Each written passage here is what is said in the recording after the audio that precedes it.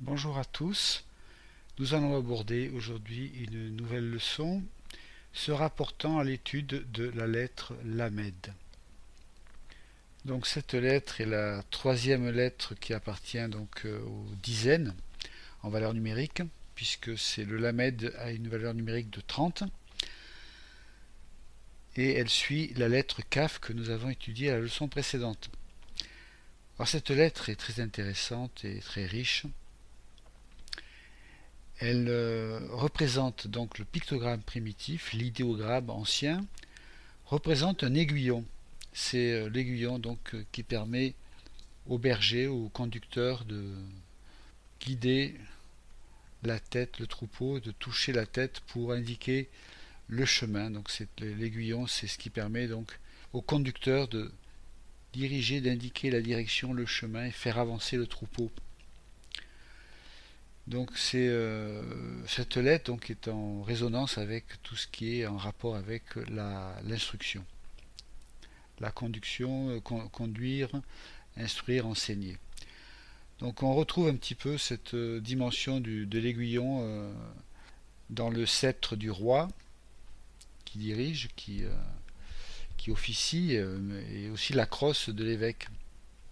Donc c'est l'enseignant, c'est celui qui apporte, qui donne qui dirige, dans le sens de donner l'enseignement qui permet d'avancer. Et donc lamed, ça vient on retrouve le mot lamad qui veut dire enseigner, instruire, apprendre. Donc c'est une lettre très intéressante.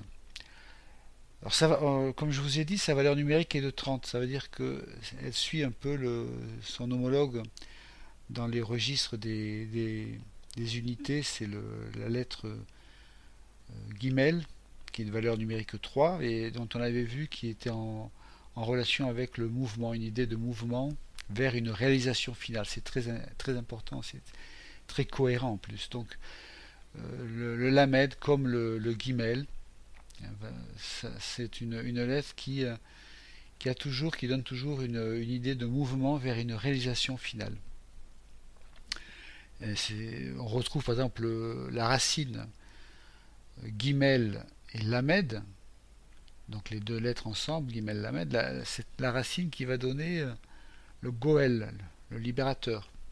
Donc le Guimel Lamed, valeur numérique 3 et valeur numérique 30, ce sont vraiment deux lettres qui toutes les deux parlent d'un mouvement vers une réalisation. C'est vraiment tout le texte biblique nous révèle cela constamment. C'est-à-dire le 3, valeur numérique 30, c'est comme ça donne 3 aussi. Donc tout ce qu'il y a à 3, il y a cette idée d'un mouvement vers une réalisation, un accomplissement. Donc on voit par exemple ce 3 qui apparaît dans la Trinité, le Père, le Fils, le Saint-Esprit, on le retrouve dans les patriarches, le Dieu d'Abraham, le Dieu d'Israël, c'est le Dieu d'Abraham, d'Isaac, de Jacob. On retrouve ce 3 encore, Abraham, Isaac, Jacob. Abraham qui fait référence au Père, Isaac, au Fils, Jacob, au Saint-Esprit. On parle aussi dans la Bible du Dieu 3 fois saint. Le Christ ressuscite le troisième jour. Donc ce 3, ce chiffre 3 est très important, il marque vraiment un accomplissement, une réalisation finale. Et donc il y a cette idée de mouvement qui va vers l'accomplissement. Il y a aussi les trois fils de Noé qui vont peupler la terre. Donc Noé engendre ses trois fils. Très intéressant, il engendre ses trois fils. Il a 500 ans. On a vu dans les leçons précédentes que dans le CAF final, la leçon sur le CAF final, que 500 a une valeur de germe aussi. Et donc Noé engendre ses trois fils à 500 ans, donc c'est un germe qui prend naissance, et ces trois fils vont peupler ensuite la terre. Très très intéressant, c'est très riche, c'est merveilleux. Vraiment la révélation biblique et le support linguistique qui est l'hébreu confirme le message biblique. Ça c'est vraiment formidable. Pour en revenir donc à notre Lamed, valeur numérique 30, donc qui fait référence aussi comme le guimel a une idée de mouvement, de réalisation. Et bien effectivement, le lamed, c'est le conducteur qui nous amène vers un état final, vers une réalisation. Vous voyez, donc ça mène d'un état primitif, brut, à une réalisation finale. C'est ce que fait l'enseignant, l'instituteur qui construit qui enseigne l'enfant, l'instituteur qui fait plus que professer, il construit vraiment l'enfant dans toute sa dimension. Donc ça, c'était pour l'introduction sur l'idéogramme du lamed, donc avec cette dimension d'enseignement. On va voir maintenant des mots qui sont en relation avec le lamed. Alors le premier mot dont je voulais vous parler, alors il commence par un lamed, c'est le mot lo, lamed aleph, lo. Lo, ça veut dire non en hébreu, ça veut dire c'est une négation. Et l'anagramme, c'est de lo, lamed aleph, l'anagramme c'est el, aleph lamed, qui donc nous parle de Dieu, Elohim, el. On retrouve dans le aleph, la lettre aleph qui correspond donc à la connexion avec le divin. Aleph, un aleph, lamed et p, fait. Ça veut dire, si on pourrait le traduire, Dieu, parole de Dieu, puisque le p, fait, c'est la bouche. Donc aleph, c'est la bouche de Dieu. Eh bien, donc elle, c'est Dieu. Et l'anagramme, quand on inverse les lettres, ça fait lamed, aleph, ça fait lo. Très intéressant. Négation. Je crois que j'en ai parlé dans un cours précédent, qui nous donne le mot pélé, félé, pélé, un p, lamed, et, qui veut dire miracle, prodige. Et donc c'est la bouche, l'ouverture vers le lo, la négation, ça veut dire en fait une ouverture sur ce qui est impossible. Ouverture de l'impossibilité, ça crée le miracle. L'ouverture du non. Le non, c'est un non massif, un non, une impossibilité. Rien ne change. On est dans le non, la négation, et le miracle, pélé, félé, c'est l'ouverture du non, c'est-à-dire ce qui est impossible devient possible, c'est le miracle. Et donc ce lo, cette lettre, ce mot lo, donc contient le lamed avec le aleph. C'est un mot très intéressant. Alors il y a un autre mot avec le lamed, c'est lev. Lev, lamed avec un bet. Et lamed avec le bet, c'est le cœur. Ça parle aussi du courage. Un cœur qui est affermi, c'est un cœur qui devient courageux. Le cœur et le courage, c'est corrélé. En hébreu, c'est le lev, lamed et le bet. Et donc, on voit que le cœur de Dieu, se tourne vers la création. C'est l'aiguillon qui va amener vers le bet. Le bet, c'est la maison de l'homme. C'est aussi la création dans le cosmos. C'est la maison de l'homme, la terre, la maison de l'homme. Et donc, qui l'amène vers son devenir. Il semble que le cœur, le courage soit vraiment nécessaire pour que la création puisse aller vers son devenir. Donc l'aiguillon l'aiguillon de la création, c'est le cœur et le courage. Alors il y a un autre mot aussi que je voulais aborder avec le lamed, c'est Lévi. C'est intéressant aussi. Lévi, le nom de Lévi, lamed avec un vav et un yod, qui va donc être le fils de Jacob, Lévi, qui veut dire, il y a le sens de lié aussi, puisque sa mère l'appelle Lévi en pensant que Jacob va s'attacher à elle justement par cet enfant. Lévi, donc il y a une dimension de lien, de liaison, et justement ça sera les Lévites qui vont avoir la vocation de la prêtrise. Donc le fils de Jacob et ses descendants seront donc les Lévites, qui est donc les Lévites, les Lévis, nous parle de la vocation de la prêtrise. La prêtrise, eh bien, ça consiste à porter l'homme vers Dieu.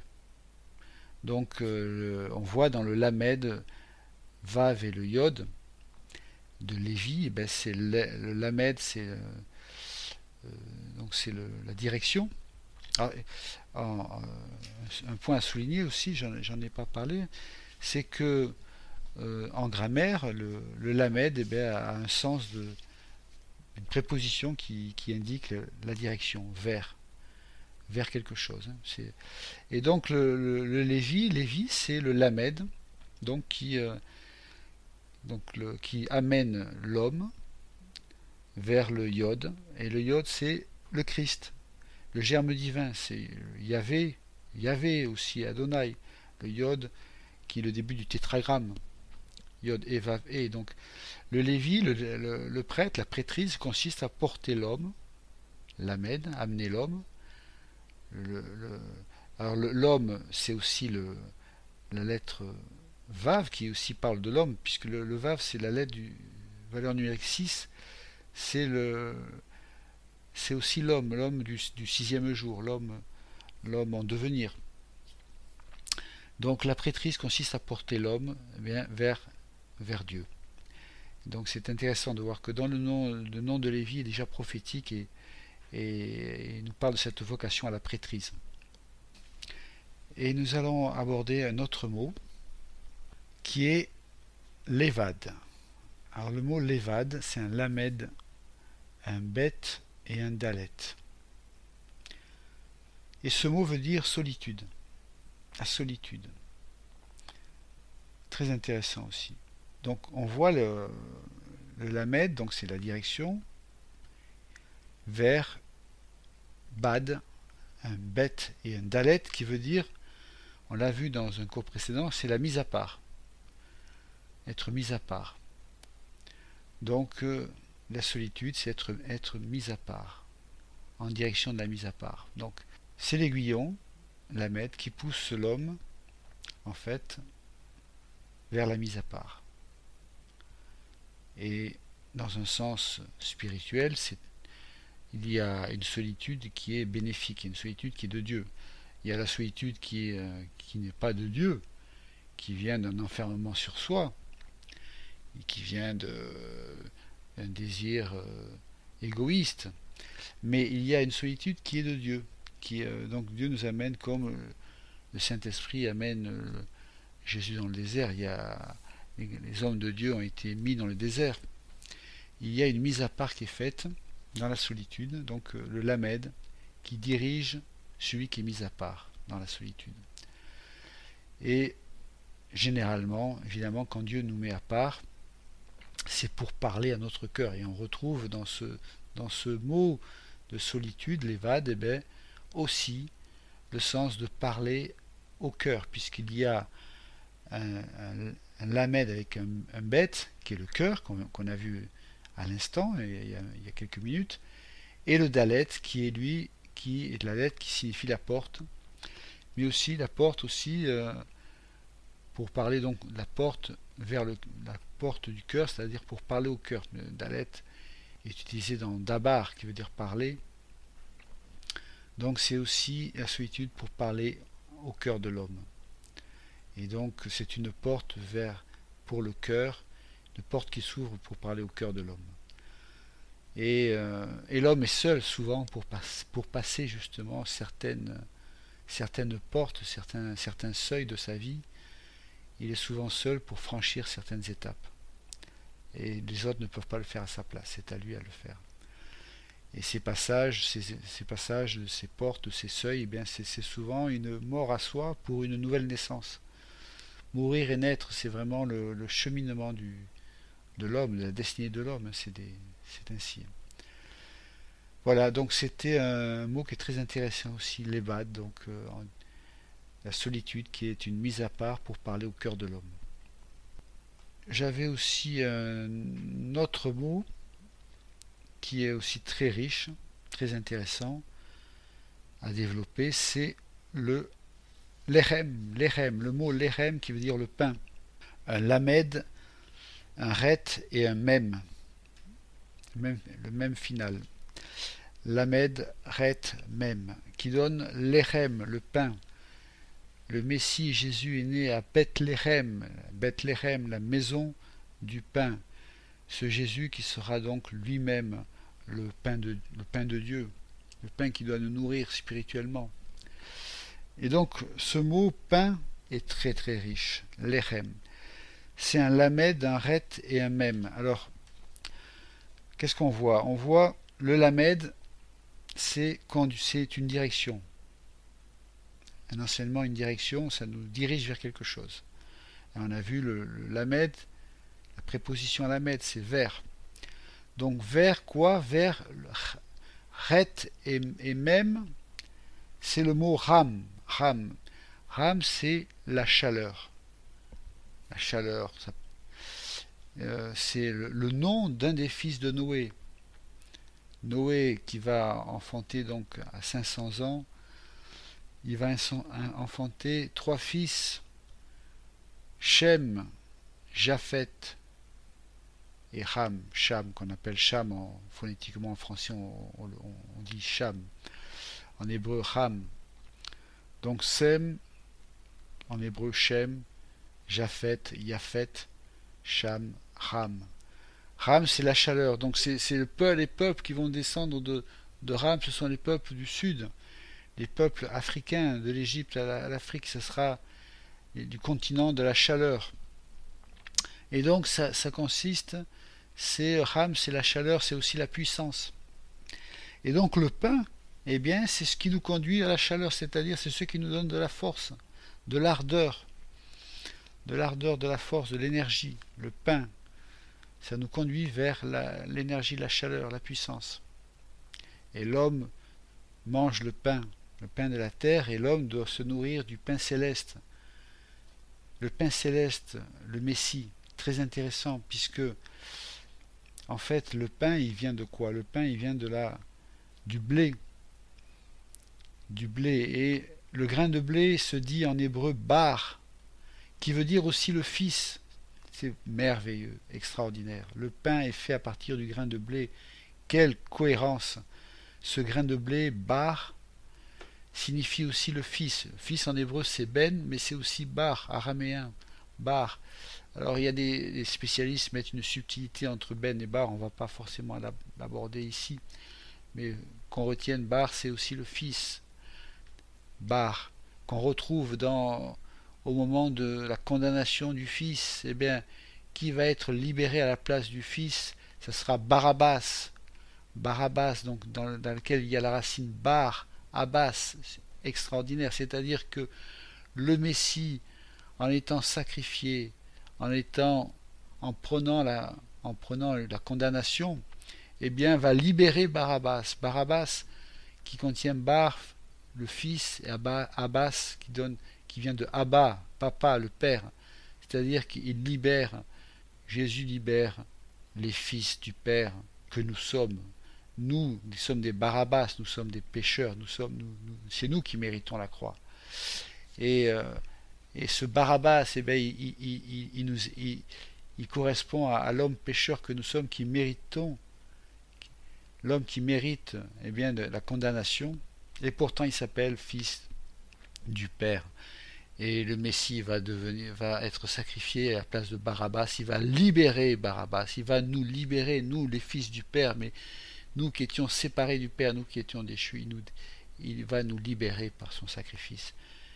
Et donc on retrouve ce grain de blé, bar, qui veut dire fils, eh bien, curieusement, pas curieusement, merveilleusement, eh bien, ce grain de blé, eh bien, bar, c'est ce qui va donner le pain, et c'est aussi le Fils de Dieu, qui est notre blé à nous, qui est notre nourriture, qui est notre pain, mais qui est le pain qui vient du ciel.